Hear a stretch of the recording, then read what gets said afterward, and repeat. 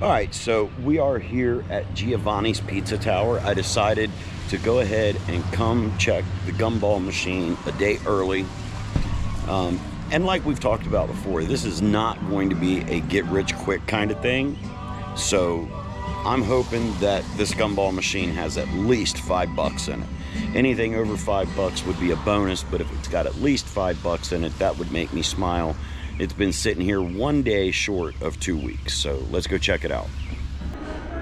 Actually looks pretty significantly lower than when I put it in here, but we'll find out here in just a second.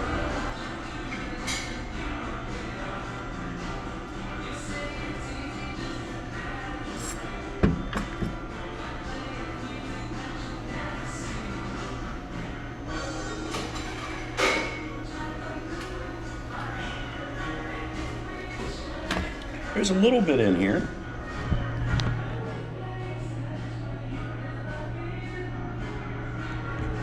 So let me get it out of here, get it counted up. I'll let you know what my total is. So I was going to be excited at a $5 haul. Check this out. 5, 10, 15, 16, $17 for a gumball machine.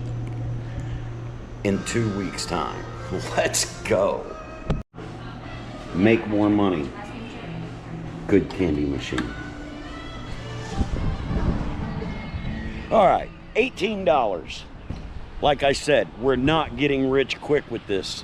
This is a by volume game, okay? I've got 2 of these machines working right now for me. I had the one that I took down to New Richmond with me. I have that bad boy placed at a local Gold Star Chili. Should do very well there. This machine, placed at a restaurant next to the local high school, has done, in my opinion, $18 in 2 weeks for gumballs. I think that's great. Not complaining at all.